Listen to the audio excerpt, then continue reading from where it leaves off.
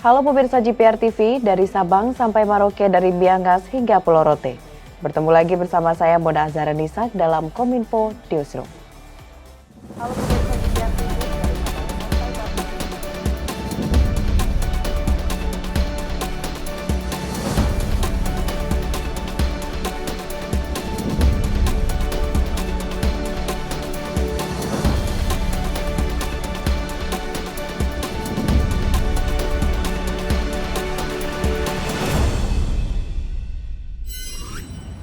Pemirsa, kita ke informasi pertama. Menteri Perdagangan Zulkifli Hasan resmi merilis minyak goreng curah kemasan merek Minyak Kita dengan harga Rp14.000 per liter. Dengan Minyak Kita diharapkan dapat memperluas distribusi minyak goreng dengan harga terjangkau.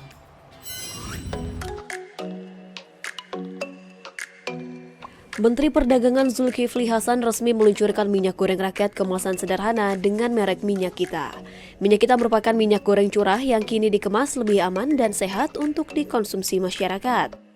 Minyak goreng jenis ini akan dijual sesuai dengan harga eceran tertinggi Rp14.000 per liter dan dapat dijual secara eceran oleh siapapun termasuk warung-warung kecil. Dengan syarat tidak boleh dijual di atas harga eceran tertinggi yang ditetapkan oleh Kemendak. Mendak mengatakan peluncuran minyak goreng kemasan sederhana ini memberikan dampak positif bagi petani sawit, masyarakat hingga pemerintah. Untuk itu dengan hadirnya Minyak Kita, Zulhas berharap agar pendistribusian minyak goreng dengan harga sesuai harga eceran tertinggi dapat lebih lancar melalui rantai distribusi seperti Sigurih dan warung pangan. Zulkifli juga menyebut distribusi minyak goreng yang biasa terkendala logistik bisa teratasi lewat kemasan baru yang diluncurkan ini, khususnya bagi masyarakat yang berada di Indonesia Timur, yakni Sulawesi, Kalimantan, hingga Papua.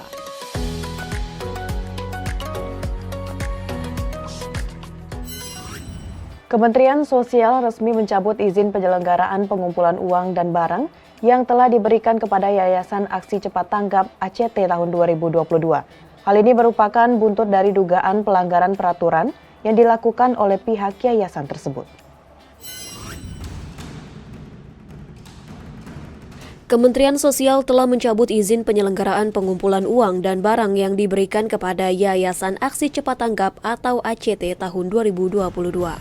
Hal tersebut disampaikan Menteri Sosial & Interim Muhadjir Effendi dalam keterangan resmi oleh Kementerian Sosial yang dirilis Rabu 6 Juli 2022.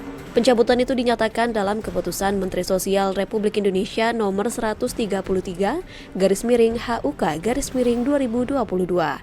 Adapun surat tersebut membahas tentang pencabutan izin penyelenggaraan pengumpulan sumbangan kepada Yayasan Aksi Cepat Tanggap.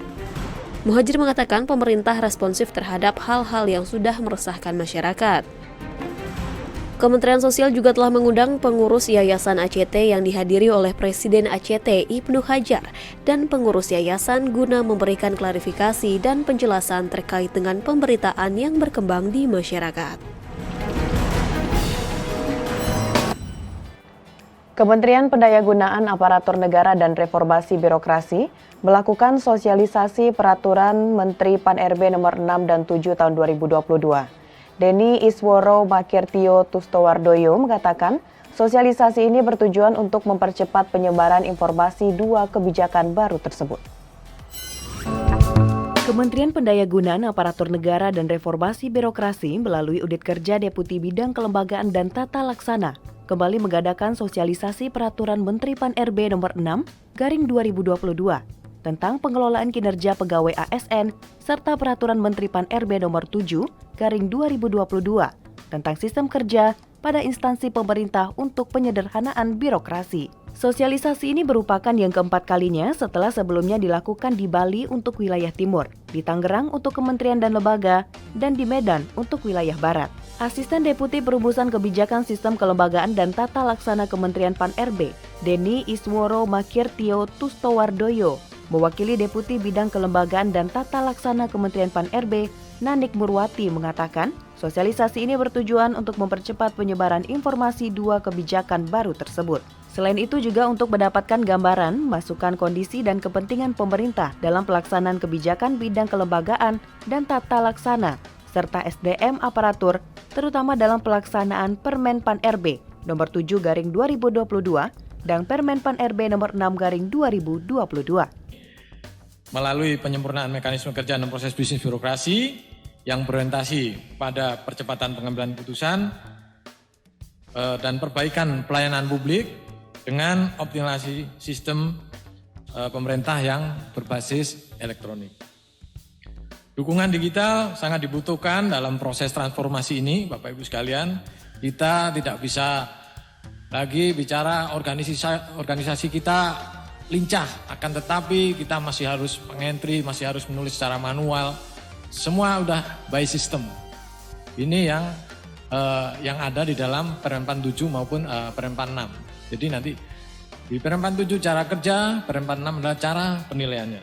Acara ini dihadiri secara luring dan daring oleh Sekretaris Daerah Provinsi, Kabupaten Kota seprovinsi Kalimantan, Jawa Timur, Jawa Tengah, dan Daerah Istimewa Yogyakarta, Kepala Kantor Regional BKN Yogyakarta, Surabaya, Banjarmasin, serta pegawai yang membidangi organisasi dan SDM.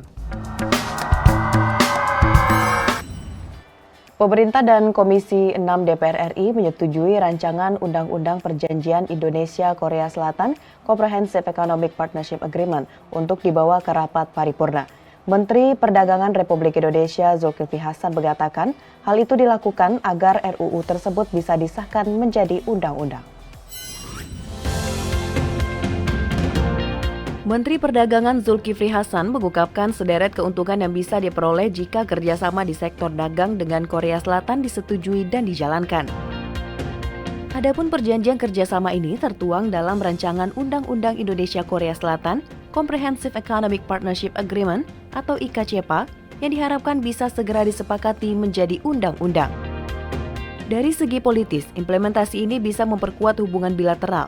Dari segi hukum, keuntungan dari kerjasama ini akan memberikan kepastian hukum dan keseragaman aturan perdagangan bagi kedua negara. Dari sisi ekonomi, ini dikatakan akan meningkatkan perekonomian nasional dan memperluas lapangan kerja. Di sisi lain, bisa meningkatkan perkembangan teknologi negeri yang ditransfer dari Korea Selatan. Regional Comprehensive Economic Partnership Agreement atau Persetujuan Kemitraan Ekonomi Komprehensif Regional dan Perjanjian Kemitraan Ekonomi Komprehensif antara Pemerintah Republik Indonesia dan Pemerintah Republik Korea.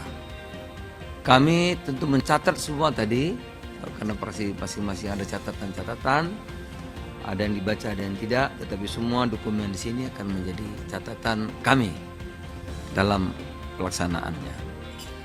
Persetujuan regional Comprehensive Agreement Partnership dan IKCPA ini diharapkan dapat berkontribusi terhadap upaya peningkatan ekonomi nasional, peningkatan daya saing, memperluas lapangan kerja, meningkatkan kapasitas teknologi nasional, memperdalam kerjasama antar para pihak yang bergabung. Tak hanya itu, para anggota Komisi 6 menyetujui dan sepakat agar rancangan Undang-Undang IKCPA dibawa ke paripurna untuk disahkan menjadi undang-undang. Dalam rangkaian kunjungan di Kota Semarang, Presiden Joko Widodo memberikan bantuan secara langsung bagi para pedagang di Pasar Peterongan. Sekretaris Jenderal Kementerian Sosial Hari Hikmat mengatakan bantuan Presiden tersebut dapat dimanfaatkan untuk tambahan modal kerja.